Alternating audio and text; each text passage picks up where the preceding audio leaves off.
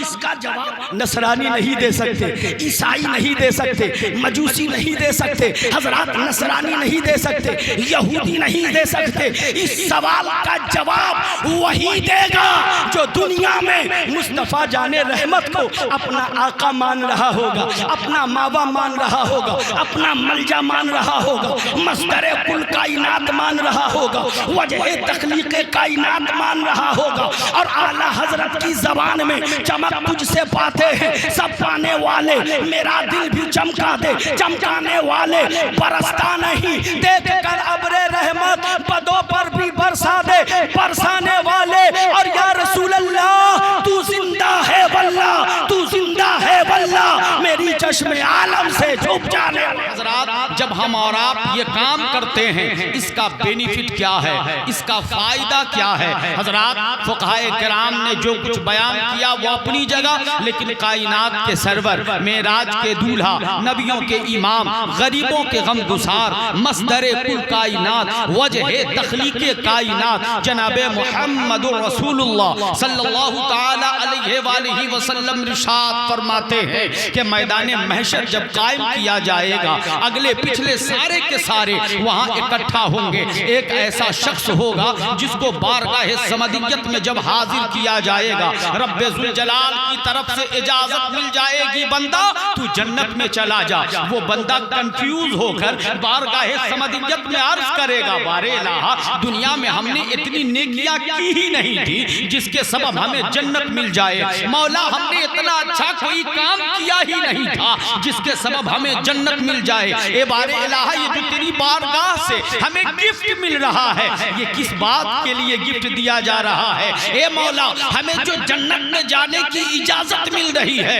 اتنی نیکیاں ہمارے پاس کہاں ہیں؟ خداوند قدوس کی رحمت پکار کر کہے گی، اے بندہ سن سن، تو دنیا سے تو چلا آیا تھا، تیرا عمل جیسا تھا وہ تو اپنی جگہ، لیکن سن جن اولادوں کو تو چھوڑ آیا تھا، جن اپنوں کو تو چھوڑ آیا تھا، وہ تیرے لیے ذکر و اذکار کیا کرتے تھے، وہ تیرے لیے نیک کام کیا کرتے تھے، وہ تیرے لیے کار خیر کی محفل منعقد کیا کرتے تھے، انہوں نے یہ کام اتنی کثرت سے کیا ہے کہ آج تیرے اعمال میں اتنی نیکیاں اکٹھا ہو گئی کہ تو جنت کا حقدار، کیا کہا تو جنت کا حقدار ہو گیا۔ حضرات اب رب تعالیٰ فرمائے گا جا جنت میں چلا جا، وہ بندہ عرض کرے گا مولا ہمیں شرم آتی، غور سے سننا صاحب، بندہ عرض کرے گا مولا ہمیں یوں جنت میں جاتے شرم آتی ہے، پروردگار کی رحمت آواز دے گی شرم کی کیا بات ہے،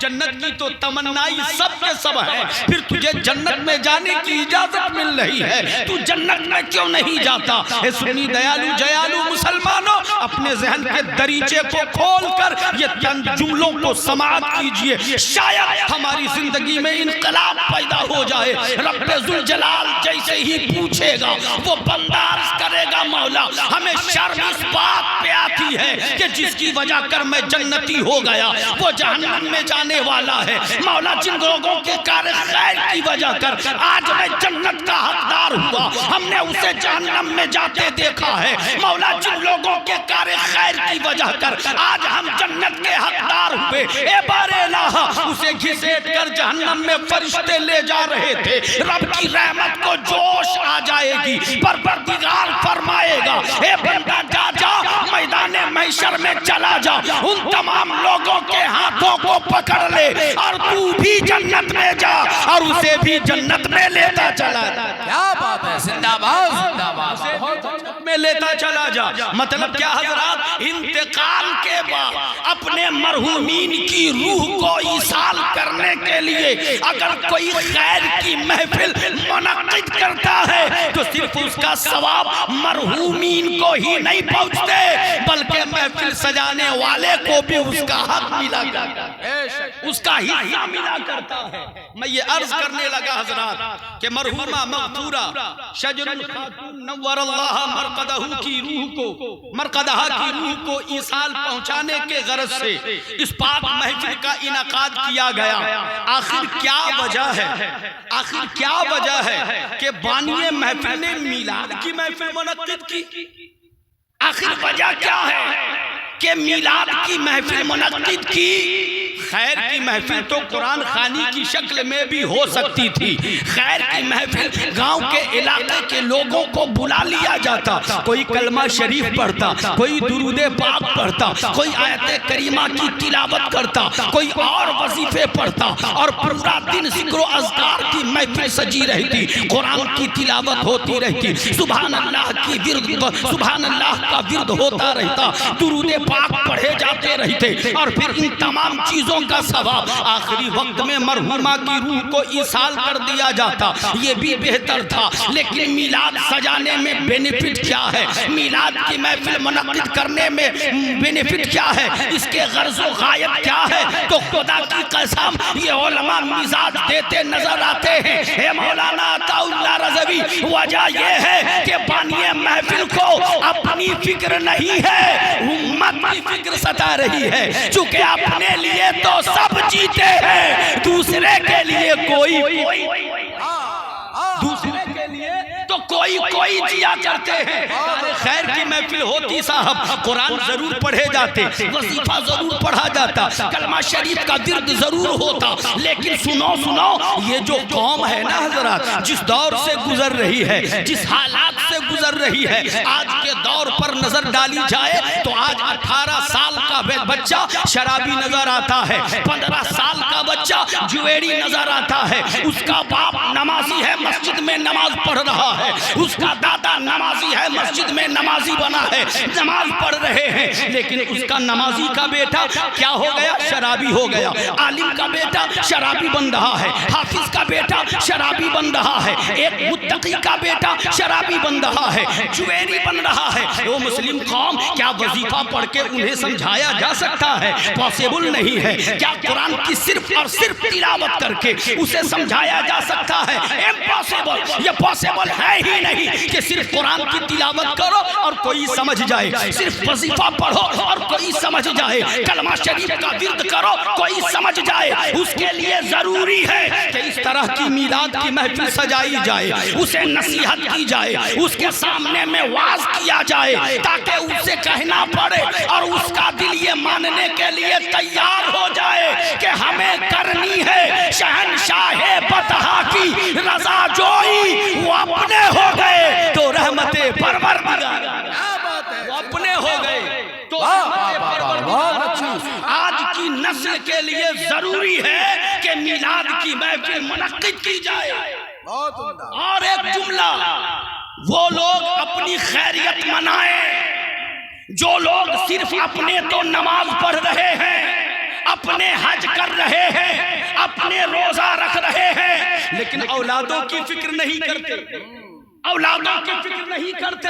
ان سے پوچھئے صاحب آپ عالم ہیں, آپ کا بیٹا شرابی کیسے بن گیا؟ تو کہے گا مولا تو جانتا ہے نا, کل میدان محشر میں وہ اپنے اعمال کا حساب دے گا, ہم اپنے اعمال کا حساب دیں گے. حاجی صاحب آپ کو اللہ نے استطاعت عطا کی, آپ نے حج کر لیے ہیں, اور آپ کا پوتا شرابی ہو گیا, آپ کا بیٹا شرابی ہو گیا, تو وہ حاجی صاحب کہتے نظر آتے ہیں مولانا صاحب ہم اپنے عمل کا حساب دیں گے, وہ اپنے عمل کا حساب دے گا, پھر اس کے گناہ سے ہمیں کیا؟ ہم تو بس اتنا ہی کر سکتے ہیں کہ اسے سمجھا سکتے ہیں. اس دور میں مارنا الاؤ نہیں ہے, بیٹا کو مارا نہیں جاتا, اس دور میں بیٹا کو ڈانٹا پھٹکارا نہیں جاتا. بڑا خراب زمانہ آ گیا ہے. اے مسلمانوں, میں آپ سے پوچھنا چاہتا ہوں کہ کس نے کہا کہ بیٹے کو مارا نہیں جاتا؟ کس نے کہا کہ بیٹے کو ڈانٹا نہیں جاتا؟ کس نے کہا کہ یہ خراب زمانہ ہے؟ اگر خراب زمانہ ہے تو یہ عطا اللہ رضوی کہتا ہے کہ اس زمانے میں رہنے والا ہر کوئی خراب ہے, اس لیے کہ زمانے سے انسان نہیں ہے صاحب, انسان سے زمانہ ہے. جیسا انسانوں کا کیریکٹر ہوگا ویسا زمانہ ہوگا, جیسا انسانوں کا کیریکٹر ہوگا ویسا زمانہ ہوگا. ہم معاشرے سے نہیں, معاشرہ ہم سے ہے, ہم زمانے سے نہیں, زمانہ ہم سے ہے. گویا یہ کہہ لیا جائے کہ ہم اگر مصطفیٰ کی سنتوں کی پگڈنڈیوں پر چل کر پیارے آقا کی محبتوں کا شمع ہاتھ میں لے کر قرآن عظیم کو سینے سے لگا کر اللہ کی راہ میں نکل پڑے تو آج بھی کوئی غوث پاک نظر آئے گا، آج بھی کوئی نظام الدین نظر آئے گا، آج بھی کوئی شمس الدین نظر آئے گا، آج بھی کوئی نور الدین نظر آئے گا، آج بھی کوئی صلاح الدین نظر آئے گا، آج بھی کوئی مخدوم بہاری نظر آئے گا۔ او صاحب آج تو زمانہ کراہ کراہ کر بارگاہ سمدیت میں عریضہ پیش کر رہی مولا، آج ہے کوئی تو نور الدین زنگی بھیج دے، آج ہے کوئی تو عمر بن عبدالعزیز بھیج دے، آج ہے کوئی تو بلال حبشی جیسا عاشق رسول بھیج دے، تاکہ ان کے ساتھ ساتھ ہم اپنی دنیا بھی بنا سکے اپنا حکم۔ بے شک زندہ باد زندہ باد چاہیے، لیکن ہمارا نظریہ بڑا عجیب ہو گیا، لیکن ان حاجی صاحب، عالم صاحب، حافظ صاحب اور دیگر عوام سے یہ ناچیز عطا اللہ رضوی کہنا چاہے گا کہ آپ اگر یہ سوچ رہے ہیں کہ شرابی تو میرا بیٹا ہے، شرابی تو میرا پوتا ہے، میرا کیا، تو اللہ کی قسم منبر رسول سے پوری چیلنج کے ساتھ یہ عطا اللہ رضوی کہتا ہے کہ آپ کا علم ناپا بعد میں جائے گا، آپ کے تقرے کو دیکھا بعد میں جائے گا، آپ کے حج کو دیکھا بعد میں جائے گا، آپ کے قرآن کی تلاوت کو دیکھا بعد میں جائے گا، پہلے یہ پوچھا جائے گا بول اپنے بیٹے کی عزت، اپنے بیٹے کی تربیت تو نے کس طرح کی تھی، اس لیے کہ اللہ نے باپ کو بیٹے کا نگراں بنایا۔ گھر ہر افراد کے بارے میں، گھر کے ذمہ داروں سے میدان محشر میں پہلے پوچھا جائے گا، اور بعد میں اس کے عمل کے بارے میں، اور پھر اگر اس سے پہلے آ جائیے تو ایک جملہ اور کہہ دوں کہ نماز سے پہلے، روزہ سے پہلے، زکوٰۃ سے پہلے، خیرات سے پہلے، صدقات سے پہلے، نذر و نیاز سے پہلے، ماں باپ کی خدمت سے پہلے، دنیا کی تمام عبادتوں سے پہلے مصطفیٰ کی محبت کے بارے میں پوچھا جائے گا۔ اگر آپ کنفیوز نہیں ہو رہے ہو تو میں اس بات کا خلاصہ کروں، اس سے قبل ایک مرتبہ سارے لوگ بولیے سبحان اللہ، اپنے اعمال میں نیکیوں کا اضافہ کیجئے صاحب اور بولیے سبحان اللہ۔ غور کریں حضرات، میں نے یہ کہا نماز روزہ جو کہتے ہیں، اور یہ حق بھی ہے کہ سب سے پہلا سوال نماز کے بارے میں، لیکن یہ گناہگار ناچیز کہتا ہاں صاحب مانتا ہوں کہ سب سے پہلا سوال نماز کے بارے میں، لیکن آؤ میں بتاؤں اس سے پہلے سوال ہوگا تو محبت رسول کے بارے میں، اس سے پہلے سوال ہوگا تو عشق رسول کے بارے میں، اس سے پہلے سوال ہوگا تو قربت رسول کے بارے میں۔ آپ کہیں گے عطا اللہ رضوی اب تک تو ہم نے یہی سنا ہے، امام صاحب کہتے ہیں، مولانا صاحب کہتے ہیں، حافظ صاحب کہتے ہیں، قاری صاحب کہتے ہیں، مفتی صاحب کہتے ہیں کہ سب سے پہلا سوال نماز کے بارے میں ہوگا، لیکن آپ کہہ رہے ہو سب سے پہلا سوال عشق رسول کے بارے میں ہوگا، تو میں کہوں گا ہاں، میں پورے دعوے کے ساتھ کہتا ہوں کہ سب سے پہلا سوال ہوگا تو وہ محبت رسول کے بارے میں۔ کیا بات ہے، واہ، محبت رسول کے بارے میں۔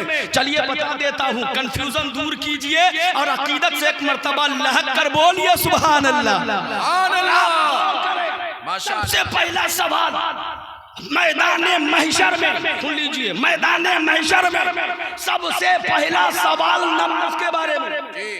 محشر کے میدان میں سب سے پہلا سوال نماز کے بارے میں، اور اس میدان محشر میں پہنچنے سے پہلے ایک اور مقام ہے جہاں ہمیں اپنے منو مٹی کے نیچے ڈال کر چلے جاتے ہیں جسے قبر کہتے ہیں۔ وہاں تین سوال ہے نا، من ربو کا، ما دینوں کا، ما کنتا تقولو فی شان حاضر رجوع، سامنے میں جلوہ مصطفیٰ ہوگا، فرشتے اشارہ کر کے پوچھ رہے ہوں گے بول اس مرد کے بارے میں دنیا میں تو کیا کہتا تھا، اس مرد کے بارے میں دنیا میں تو کیا کہتا تھا، خدا کی قسم مذہب اسلام کا پہلا یہ قبر والوں کا پہلا سوال من رب کا، یہودی بھی دے گا، نصرانی بھی دے گا، عیسائی بھی دے گا، ماں دینوں کا تیرا دین کیا ہے، اس کا جواب یہودی بھی دے گا، عیسائی بھی دے گا، نصرانی بھی دے گا، لیکن خدا کی قسم جو تیسرا سوال ہے جس پر ہم امتیوں کا دار و مدار،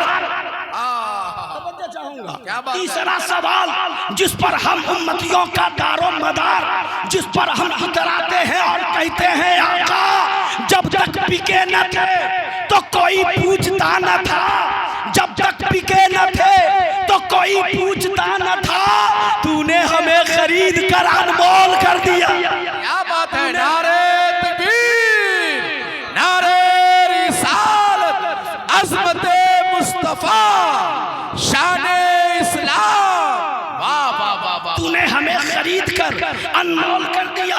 اب ذرا ذہن کو قریب کرے، آخری سوال اور تیسرا، ما کنتا تقولو فی شان حاضر رجل، تم اس مرد کے بارے میں دنیا میں کیا کہتا تھا بتا جلدی سے۔ اللہ کی قسم اس کا جواب نصرانی نہیں دے سکتے، عیسائی نہیں دے سکتے، مجوسی نہیں دے سکتے، حضرات نصرانی نہیں دے سکتے، یہودی نہیں دے سکتے۔ اس سوال کا جواب وہی دے گا جو دنیا میں مصطفیٰ جان رحمت کو اپنا آقا مان رہا ہوگا، اپنا ماوا مان رہا ہوگا، اپنا ملجا مان رہا ہوگا، مصدر کل کائنات مان رہا ہوگا، وجہ تخلیق کائنات مان رہا ہوگا، اور اعلیٰ حضرت کی زبان میں چمک تجھ سے پاتے ہیں سب پانے والے، میرا دل بھی چمکا دے چمکانے والے، برستا نہیں دیکھ کر ابر رحمت بدوں پر بھی برسا دے برسانے والے، اور یا رسول اللہ تو زندہ ہے واللہ، تو زندہ ہے واللہ، میری چشم عالم سے چھپ جانے والے۔ جو یہ مانتا ہوگا، جو یہ مانتا ہوگا وہی تیسرے سوال کا جواب دے گا پورے چیلنج کے ساتھ۔ یہ عطا اللہ رضوی کہتا ہے، اور اس پر ہزاروں باتیں کرنے کے لیے میں تیار۔ خدا کی قسم سے ہم کو قریب کرے۔ تیسرا سوال جو ہوگا نا وہ قبر میں پہلے سوال کی شکل میں ہم امتیوں کے لیے مصطفیٰ جان رحمت کے بارے میں کہ وہ انہیں پہچانتا ہے کہ نہیں پہچانتا ہے۔ اب ذرا ذہن کو قریب کریں، نبی کونین صلی اللہ علیہ وسلم نے کس کس کے بارے میں فرمایا کہ جنت میں وہ میرے ساتھ جائے گا؟ حضرات محترم، من احب سنتی، آقا فرماتے من احب سنتی فقد احبنی ومن احبنی یکون معی فی الجنہ۔ کائنات کے سرور، معراج کے دولہا، نبیوں کے امام جناب محمد الرسول اللہ صلی اللہ علیہ وآلہ وسلم نے ارشاد فرمایا کہ سنو سنو، جس نے میری سنت سے محبت کیا گویا اس نے مجھ سے محبت کیا، اور جس نے مجھ سے محبت کیا کل میدان محشر میں جنت میں وہ میرے ساتھ۔ کیا کہا مصطفیٰ جان رحمت نے؟ جنت میں وہ میرے ساتھ جائے گا۔ اب ذرا غور کیجئے گا نبی کی سنت کہاں کہاں۔ اگر اس پر گفتگو ہو جائے، یہ عنوان بنا لوں کہ نبی کی سنت کہاں کہاں ہے، تو اس ناچیز کے لیے کم سے کم 3 گھنٹہ چاہیے، تب بتا پاؤں گا کہ یہ نبی کی سنت کہاں کہاں ہے۔ حضرات یہ بھی ایک الگ عنوان ہے، لیکن آج کی محفل جو سجی ہے وہ الگ مقصد کے تحت، اس لیے میں اپنی گفتگو کو ادھر لے جانا نہیں چاہتا۔ میں کہنا یہ چاہ رہا حضرات محترم کہ ہمیں اللہ کے حضور حاضر ہونا ہے، خداوند قدوس کے حضور حاضر ہو کر اپنے عمل کا حساب دینا ہے، اپنے کیے کا حساب دینا ہے، اور جب ہم حساب کے لیے حاضر ہوں گے تو ہم سے ہماری اولادوں کے بارے میں پوچھا جائے گا، ہم سے ہمارے نیچے رہنے والے لوگوں کے بارے میں پوچھا جائے گا، بول ان کی تربیت تو نے کیسی کی تھی، ان کو تعلیم کس طرح کی دیا تھا۔ آج تو ہر باپ کی یہ خواہش ہے نا صاحب کہ ہمارا بیٹا وکیل بن جائے تاکہ 1 لاکھ کا مہینہ کما کر گھر لائے۔ آج ہر باپ کی تمنا ہے صاحب کہ میرا بیٹا سارجن ڈاکٹر بن جائے تاکہ لاکھوں لاکھ مہینے کا کما کر لائے۔ آج ہر باپ کی تمنا ہے میرا بیٹا پروفیسر ہو جائے تاکہ وہ لاکھوں لاکھ روپیہ گھر لائے اور کچھ نہ بن سکے تو کم سے کم ٹیچر ہی بن جائے تاکہ 40,000 روپیہ کا مہینہ تو کما سکے. لیکن ہو صاحب آپ نے کبھی غور کیا کہ جس بیٹے کو آپ دنیا میں انجینئر بنانا چاہتے ہیں, جس بیٹے کو آپ دنیا میں پروفیسر بنانا چاہتے ہیں, جس بیٹے کو دنیا میں آپ لیکچرر بنانا چاہتے ہیں, دنیا میں جس بیٹے کو آپ وکیل بنانا چاہتے ہیں, کل میدان محشر کی بات تو دور کی بات ہے صاحب, آپ کے انتقال کے بعد آپ کا وہ پروفیسر بیٹا آپ کی جنازہ پڑھانے کے لائق بھی بنا ہے کہ نہیں بنا ہے, آپ کا وہ انجینئر بیٹا آپ کی جنازہ پڑھانے کے لائق بھی بنا ہے کہ نہیں بنا ہے, آپ کا وہ ڈاکٹر بیٹا جو دوسرے کے پیٹ کو چیر دیتا ہے, دوسرے کے کٹے ہوئے پاؤں کو جوڑ دیتا ہے, دوسرے کے نکلے ہوئے آنکھوں کو لگا دیتا ہے, وہ ڈاکٹر وہ انسان, وہ ایسا انسان جس نے لوگ خدا کی بنائی ہوئی چیز کو چیڑا ہے پھر اسے جوڑا ہے, اللہ کی قدرت اس کے کام کے ساتھ ساتھ ہے, وہ بندہ چلتا بھی ہے, وہ بندہ بولتا بھی ہے, وہ بندہ زندہ بھی رہتا ہے. ایسا بیٹا آپ کا جب آپ کا آخری وقت ہوگا لوگ پڑھ رہے ہوں گے انا للہ و انا الیہ راجعون, اس کے بعد اعلان کیا جائے گا کہ فلاں مقام پہ سارے لوگ حاضر ہو کر نماز جنازہ پڑھیے اور مرحوم کے لیے دعائے مغفرت کیجئے. تو دعائے مغفرت کرنے اور کروانے میں آپ کا بیٹا آگے آگے ہوگا کہ اس وقت بھی پیسہ لیے ہوئے مولوی کے پیچھے ہوگا. غور سے سنیے گا, یہ کڑوی باتیں ہیں صاحب جو سب کے حلق کے نیچے نہیں اترتی, لیکن اسی سے ہمیں آج مقابلہ کرنا ہے. یہی وجہ ہے کہ آج ہماری قوم پیچھے ہو گئی, ساری دنیا آگے ہو گئی. ستاروں پہ جا کر کمندے ڈال کر جو قوم نے ستاروں کا چاند کا راستہ بتایا, آج وہ ساری دنیا کے دروازے پر پیسہ لیے بھیک کا کٹورا لیے کھڑا ہے. یہ مسلم قوم, آج ہم ایسے نہیں تھے صاحب, لیکن ہم ایسے کیسے ہو گئے؟ ہم ایسے نہیں تھے, ہم ایسے کیسے ہو گئے؟ کبھی کسی نے غور کرنے کی کوشش کی؟ آج ہم دنیا کی ہر چیزوں سے ڈرتے ہیں, دنیا کے ہر آدمی سے ڈرتے ہیں, لیکن اللہ وحدہ لا شریک نے قرآن عظیم میں کیا کہا؟ فَلَا تَخَافُوهُمْ وَخَافُونِ إِن كُنتُم مُؤْمِنِينَ, ڈرو اللہ سے, لوگوں سے نہیں. اگر تم مومن ہو, قرآن پاک نے کہا کہ مومن وہ ہے جو اللہ سے ڈرے گا, لیکن جب وہ مومن جو اللہ سے نہیں ڈرتا وہ کیا ہے؟ جو اللہ سے نہیں ڈرتا پھر وہ کیا؟ قرآن کی زبان میں مومن وہ جو اللہ سے ڈرے, جو نماز پڑھے, روزہ رکھے, حج کرے, زکات دے, خیرات کرے. اتنا ہی کافی نہیں ہے صاحب, اتنا ہی کافی نہیں ہے. میں آپ کو بتاؤں کیوں. اس کی وجہ ہے, اس کی وجہ یہ ہے کہ 23 سال only for 23 years میرے آقا نے عبادتوں کا طریقہ بتایا, لیکن 40 سال میرے مصطفیٰ نے زندگی جینے کا طریقہ بتایا.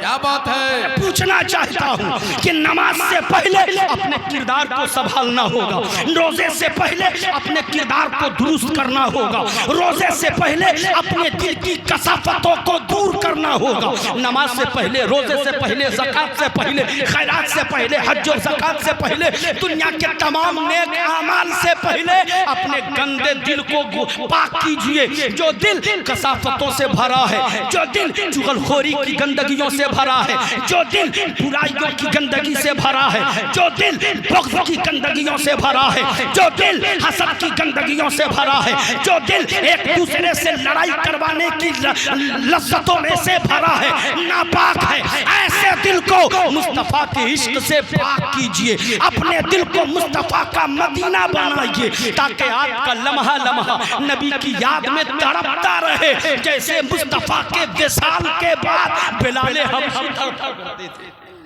جیسے مصطفیٰ کے بلال وصال مبارک کے بعد بلال حبشی تڑپا کرتے تھے. ہمارا دل لمحہ لمحہ بولے, ہمارا دل گھڑی گھڑی بولے, ہمارا دل پل پل بولے کہ سنبھل جائے دل مزتر مدینہ آنے والا ہے, سنبھل جائے دل مزتر مدینہ آنے والا ہے، سنبھل جائے دل موزید مدینہ آنے والا ہے، لٹائے چشم تر گوہر، لٹائے چشم تر گوہر، بولیے مدینہ آنے والا۔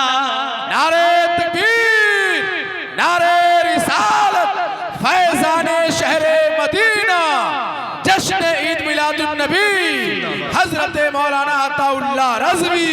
آج تو ہمارے دل کی دھڑکن مدینہ مدینہ کیا بولے صاحب، آج تو ہم اس بات میں پریشان ہر لمحہ ہر گھڑی رہتے کہ دو بھائی خوش کیسے رہتا، ہمارا پڑوسی اتنی بڑی بلڈنگ بنا کیسے لیا، ہمارا پڑوسی زمین پہ زمین زمین پہ زمین خرید رہا ہے، یہ حرام کی کمائی تو نہیں۔ ہم تو مصطفیٰ کی سنتوں سے کیا تعلیم اسلام سے ہی دور ہو رہے ہیں، تعلیم اسلام سے ہی دور۔ آج ہمارے گھروں میں جو برکتیں نہیں ہیں نا، ہماری اولادیں جو اس طرح بگڑ رہی ہے، اس کا سب سے بڑا ریزن کیا ہے؟ اگر سننا چاہتے ہیں تو سارے لوگ بولیے سبحان اللہ، ذرا اور عقیدت سے لہک کر بولیے سبحان اللہ۔ غور کیجئے گا حضرات محترم، یہ جو تمام خرافات، یہ جو برائیاں، یہ جو کمیاں ہیں، اس کا سب سے بڑا ریزن کیا ہے، اس کی سب سے بڑی وجہ کیا ہے؟ اس کو بتانے سے پہلے قرآن عظیم کا ایک واقعہ آپ کو سناتا ہوں، شارٹ میں، اشارے میں، آپ اسے سمجھیں۔ جب حضرت ابراہیم خلیل اللہ علی نبینا علیہ الصلاۃ والتسلیم کو نمرود نے منجنیق سے آگ میں پھینکنا چاہا، علماء کی توجہ چاہوں گا، یہ صوفی باصفا حضرت نظام الدین صاحب دعاؤں سے نوازیں گے، یہاں تشریف رکھتے ہیں، ملاحظہ کر لیں حضرات، قرآن عظیم میں اللہ نے فرمایا کیا؟ حضرت ابراہیم خلیل اللہ کو جو منجنیق سے آگ میں پھینکنا چاہا، منجنیق تیار کی گئی، منجنیق پر حضرت ابراہیم خلیل اللہ کو ڈالا گیا، اور پھر جب انہیں پھینکنے کے لیے تیار ہوئے یہ سارے فرعونی، تو زمین نے منجنیق کو پکڑ لیا۔ غور سے سنیے گا، زمین نے منجنیق کو پکڑ لیا۔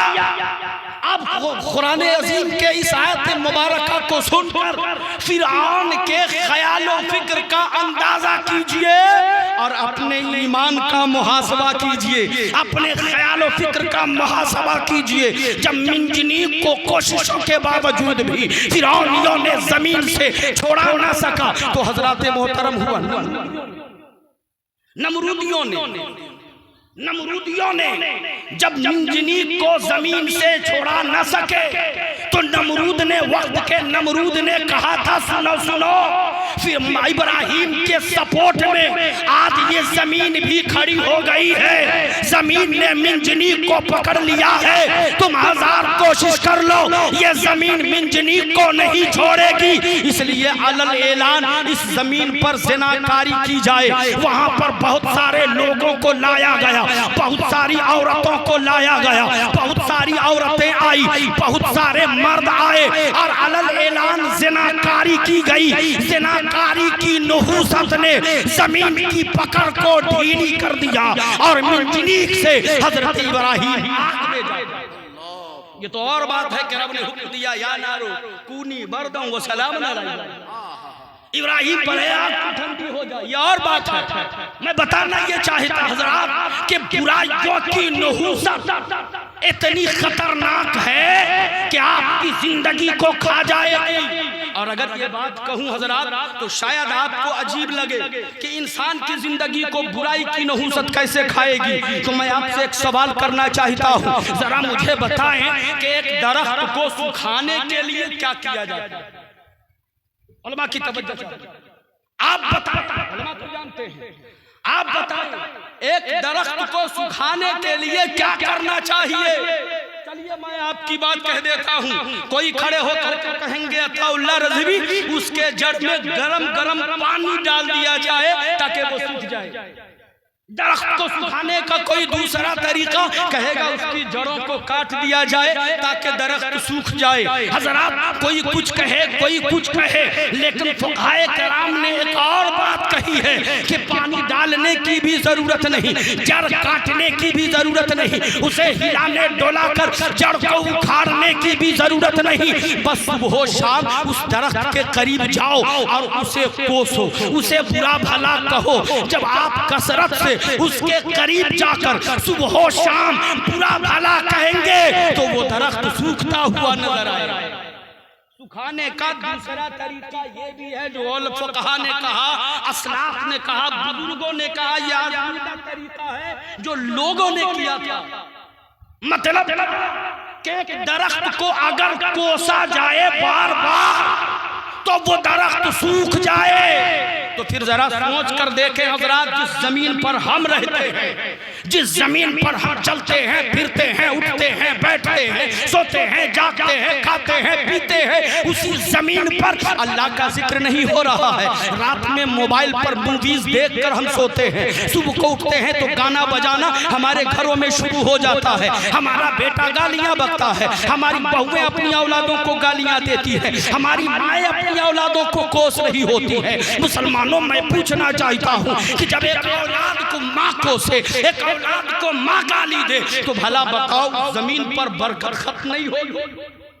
طریقے بدلنے ہوں گے صاحب۔ ہم اور قوم سے تعلق نہیں رکھتے، ہم اس قوم سے تعلق رکھتے ہیں جو قوم دوسروں کو زندگی دینے آئی ہے، موت نہیں۔ تو ہم دوسرے کے لیے یہ کیوں سوچتے ہیں؟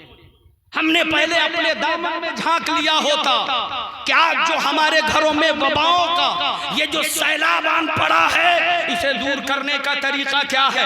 آج بہت سارے بابا بیٹھے ہوئے حضرات محترم، جن باباؤں کے پاس یہ جا کر کہا جاتا کاروبار نہیں چلتے، ایک بڑا سا تعویذ دیجئے ہم اپنی دکان کے فرنٹ پہ ٹانگیں گے۔ او صاحب، اگر کاروبار چلانے کے لیے تعویذ کام آ جائے، تعویذ کام آ جائے، کاروبار کو آگے بڑھانے کے لیے اگر تعویذ کام آ جائے تو پھر یہ بھی ماننا پڑے گا کہ آم کی گاچھ میں لیچی بھی پھل سکتا ہے، آم کی گاچھ میں لیچی بھی پھل سکتا ہے۔ حضرات، جو چیز بند ہو اسے چالو نہیں کیا جا سکتا، لیکن ہاں اگر کسی کی نظر بد کا وہ شکار ہو گیا تو قرآن کی آیتوں یا آیتوں کے اعداد لکھ کر اس پر ڈالنے سے اللہ ان خرافات کو ضرور دور فرما دیتا ہے، ضرور ختم کر دیتا ہے۔ حضرات، کہنے کا منشا و مطلب یہ ہے کہ ہم اپنے اعمال کا محاسبہ کریں، ہم اپنے اعمال کا جائزہ لیں۔ مرحومہ شجر الخاتون دنیا سے چلی گئیں، اس میں بوڑھے بھی ہوں گے جو مٹی دے کر کے آئے، اس میں جوان بھی ہوں گے جو مٹی دے کر کے آئے، اس میں بچے بھی ہوں گے جو مٹی دے کر کے آئے۔ میں پوچھنا چاہتا حضرات کہ وہ بچے کیا یہ سوچتے ہیں کہ ہمیں موت نہیں آئے گی؟ کیا جوان یہ سوچتے ہیں کہ ہمیں موت نہیں آئے گی؟ وہ بوڑھا یہ سوچتے ہیں کہ ہمیں موت نہیں آئے گی؟ دیکھیے، آپ کے علاقے میں رہنے والے حضرت حافظ قاری اکبر علی صاحب قبلہ منبر ناز پہ تشریف لا چکے ہیں۔ یہ حافظ قرآن ہیں اور ہمارے وہ اسٹیج پر بہت سارے ہیں جو حافظ قرآن ہیں۔ آپ ان حفاظ کرام سے پوچھیں کہ اللہ نے قرآن عظیم میں موت کا تذکرہ اس انداز میں کہ کلو نفس ذائقۃ الموت، ہر ذی روح کو موت کا مزہ چکھنا ہے، کتنی مرتبہ کیا ہے قرآن میں، کہاں کہاں کیا ہے قرآن میں؟ تو قاری قرآن، شاعر خوشنوا حضرت قاری شکیل نانپوری صاحب قبلہ کہتے نظر آئیں گے۔ عطا اللہ رضوی، اللہ تعالیٰ نے قرآن عظیم میں کلو نفس ذائقۃ الموت 3 مقام پر ارشاد فرمایا ہے۔ مولانا افضل حسین کہتے آئیں گے، اے عطا اللہ رضوی، زمانے والے سے کہہ دیجئے کہ 3 حصے میں اللہ نے اس آیت کریمہ کو بانٹ دیا ہے۔ پہلے پہلے حصے سے لے کر 10ویں حصے کے بیچ میں ایک مرتبہ کلو نفس ذائقۃ الموت، 10ویں حصے سے لے کر 20ویں حصے کے بیچ میں ایک مرتبہ کلو نفس ذائقۃ الموت، اور 20ویں حصے سے لے کر 30ویں پارے کے بیچ میں کلو نفس ذائقۃ الموت۔ قرآن کو 3 حصے میں تقسیم کر کے تینوں حصے میں اللہ نے اس کا تذکرہ فرمایا۔ آخر کیوں؟ سوال آخر کیوں؟ اب اسے سمجھیے، انسانی زندگی کے بھی 3 مراحل ہوتے ہیں، انسانی زندگی کے بھی 3 حصے ہوتے ہیں۔ پہلا حصہ بچپنا کا، دوسرا حصہ جوانی کا، تیسرا حصہ بڑھاپا کا۔ پہلے سے لے کر 10 پارے میں جو اللہ نے تذکرہ فرمایا، اس کا مطلب یہ ہے کہ بچپنے میں بھی موت آ سکتی ہے، اور ہم نے دیکھا بھی کہ کبھی ماں کی گود میں آیا ہوا لال جو برسہا برس سے ماں ترس رہی تھی، میرا لال آ جائے، باپ تڑپ رہا تھا، میرا لال آ جائے۔ رات کے سناٹے میں دونوں میاں بیوی ایک دوسرے کے ہاتھوں کو تھام کر اپنی پیشانی کو ایک دوسرے کی پیشانی سے، یعنی میاں بیوی اپنی پیشانی کو ایک دوسرے سے لگا کر آنکھوں میں آنسو لا کر بارگاہ سمدیت کے عرض کر رہے، پروردگار دولت تو دے دی، لیکن اس دولت کا کیا کروں گا؟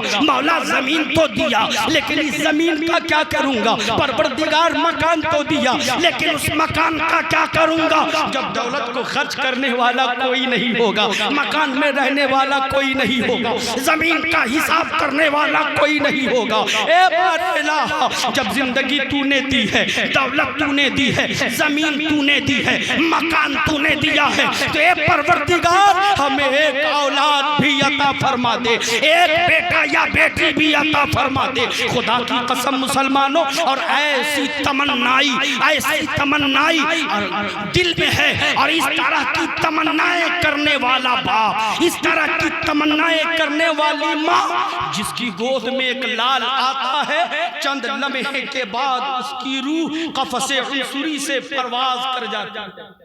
مجھے بتائے صاحب، یہ بچپنے میں بھی لوگ انتقال کرتے ہیں، تو میں یاد کر رہا تھا حضرات کہ ایک باپ بڑے ہی جد و جہد کرنے کے بعد اپنی گود میں بیٹے کے آنے کا انتظار کرتا ہے، لیکن جیسے ہی وہ بیٹا آیا، چند لمحوں کے بعد وہ ایسا گیا کہ دنیا کی رعنائیاں دیکھنا اسے نصیب نہ ہوا۔ اے مسلمان، میں آپ سے پوچھنا چاہتا ہوں، ہم نے یہ دیکھا ہے کہ 5 سال کا بچہ بھی دنیا سے گیا ہے، 8 سال کا بیٹا بھی گیا ہے، 12 سال 18 سال کا کڑیل جوان بھی دنیا سے گیا ہے۔ تو اے نوجوانوں، ارے بزرگوں، آپ کس انتظار میں ہو کہ اور کوئی دوسری زندگی ہمیں ملنے والی ہے؟ نہیں صاحب، میں آج کی محفل سے تمام لوگوں کو یہ پیغام دینا چاہتا ہوں کہ ہاں، نماز ضروری ہے، افضل العبادات ہے، افضل العبادات، لیکن نماز کو بچانے کے لیے اپنے دل کو پہلے صاف کر لو،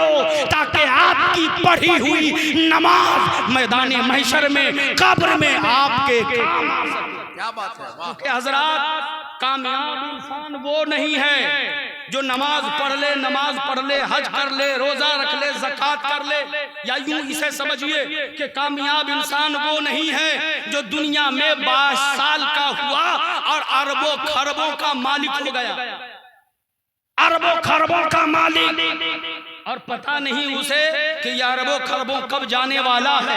اچانک سے جہاں تہاں رکھا تھا اور چور آ گیا، خربوں روپیہ چورا کر لے گیا۔ حضرات، آج وہ کنگال ہو گیا ہے۔ مطلب کیا؟ مطلب صاف ہے حضرات کہ خربوں روپیہ کمانے سے پہلے پیسہ رکھنے کی جگہ بنا لینی چاہیے، اسے سیف کرنے کی جگہ اور ترکیب ڈھونڈ لینی چاہیے۔ بلا تشبیہ ہم نماز ضرور پڑھیں، اس لیے کہ ہم اشرف المخلوقات ہے، ہمیں اللہ نے پیدا کیا تو کہا وما خلقت الجن والانس الا لیعبدون، اور ہم نے جنوں انسان کو اس لیے پیدا کیا کہ وہ ہماری عبادت کرے۔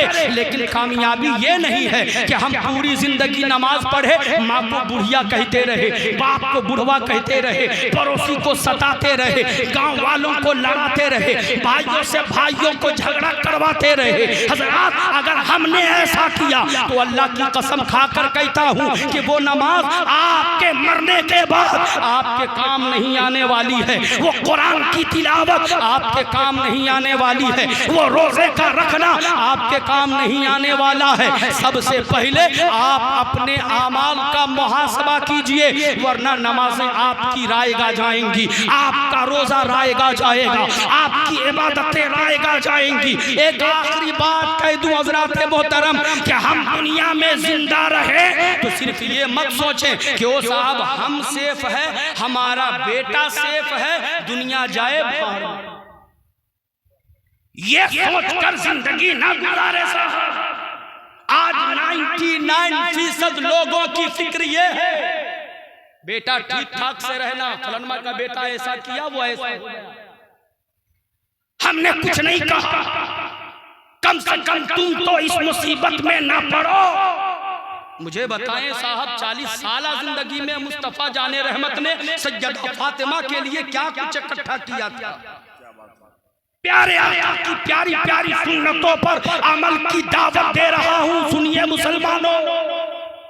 آج آقا نے 40 سالہ زندگی جو ہم گناہگاروں کے لیے صرف کیا تھا، جس میں آج کچھ لوگ کنفیوز بھی ہو گئے اور کہنے لگے 40 سال کے بعد نبوت ملی معاذ اللہ، لیکن حقیقت میں ایسا کچھ نہیں، کچھ بھی نہیں تھا تب نبی تھے، کچھ بھی نہیں تھا تب نبی تھے۔ وہ تو دنیا والوں کو یہ بتانا تھا کہ نبوت سے پہلے بھی ہم نے بھائی کو بھائی سے لڑنے سے منع کیا ہے، نبوت کے اعلان سے پہلے بھی ہم نے ماں کی خدمت کی ہے، ماں کی خدمت تو دور کی بات ہے۔ آقا کی سیرت کو جب آپ پڑھیں گے تو آپ کو اندازہ ہوگا کہ ایک گٹھری باندھے کھوسٹ بوڑھی دروازے پر بیٹھی ہے، مصطفیٰ جان رحمت شمع بز میں ہدایت ادھر سے گزر رہے ہیں، بوڑھی کی نظر دیکھ کر میرے مصطفیٰ تاڑ گئے،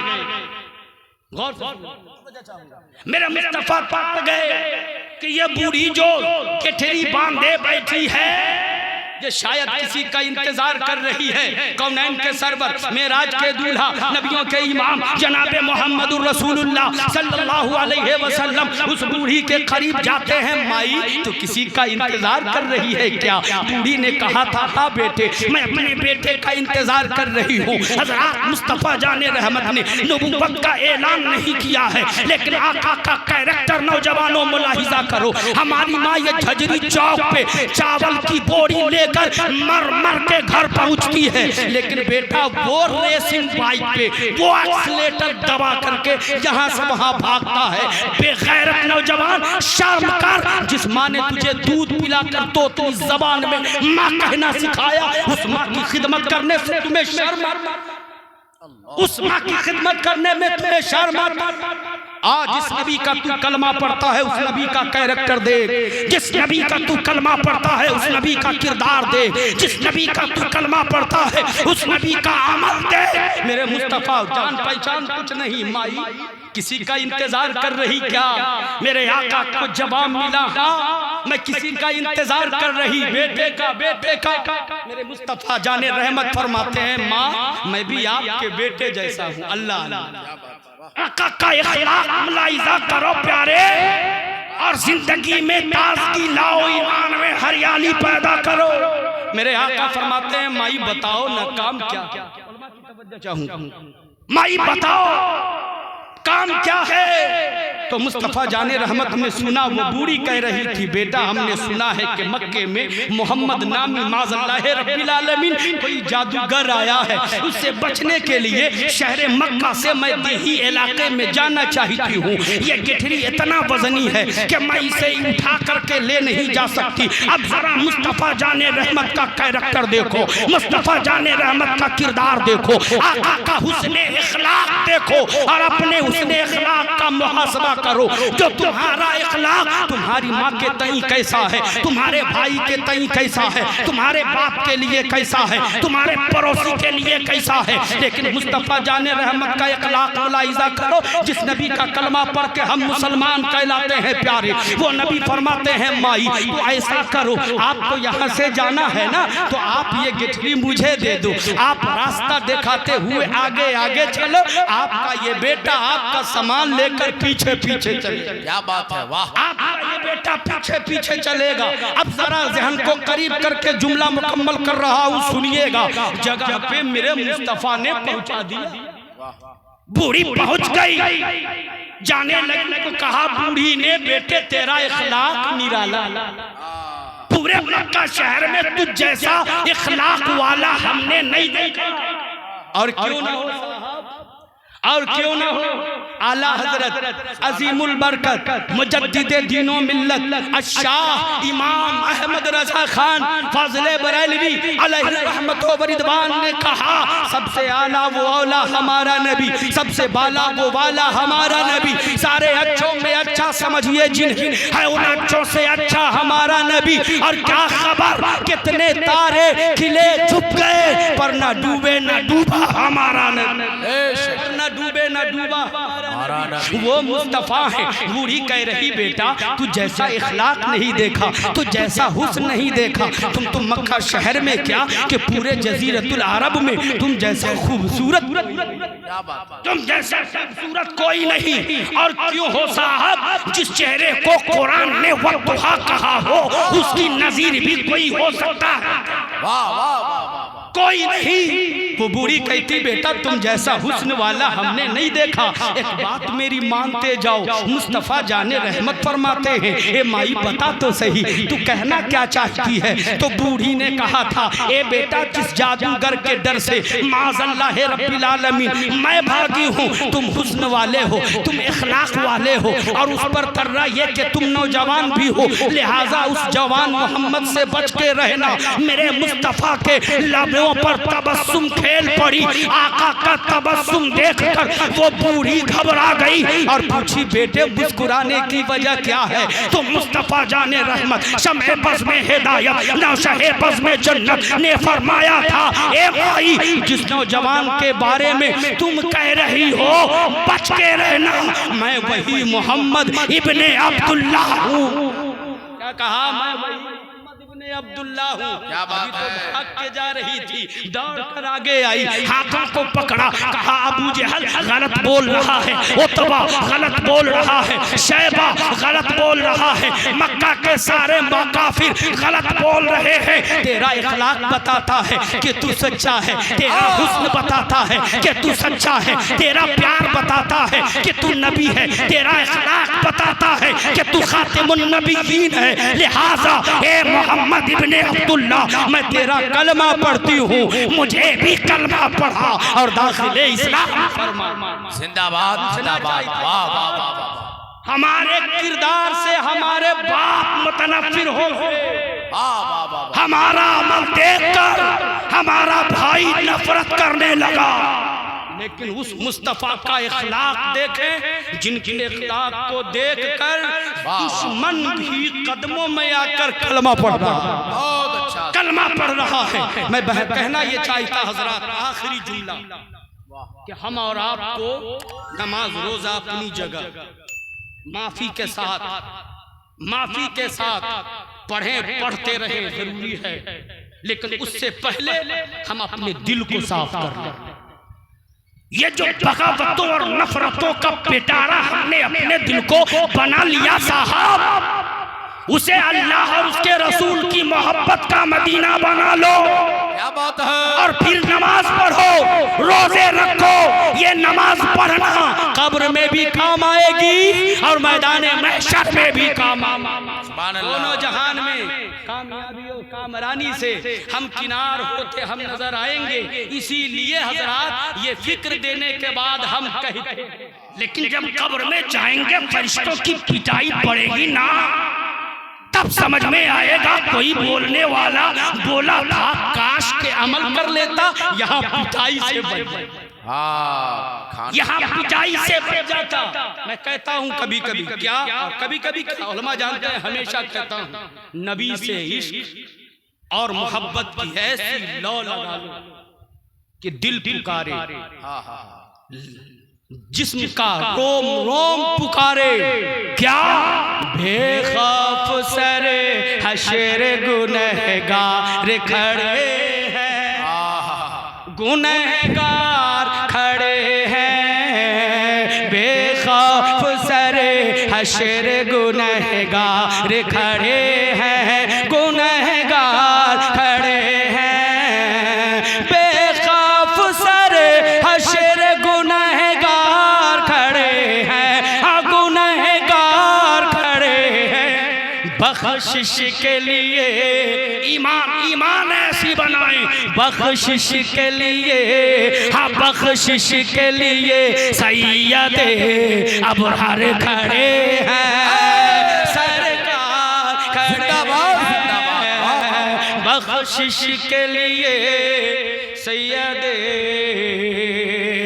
ابرار کھڑے ہیں، سرکار کھڑے ہیں۔ کل نفس ذائقۃ الموت، ہر ذی روح کو موت کا مزہ چکھنا ہے، اپنے اعمال کا جائزہ لے لو صاحب، اس سے پہلے کہ ہمیں موت آ گھیرے۔ رب کعبہ کے حضور دعا ہے مولا تعالی ہم سبوں کو نیک باتوں کو سن کر ان باتوں پر عمل کی توفیق عطا فرما۔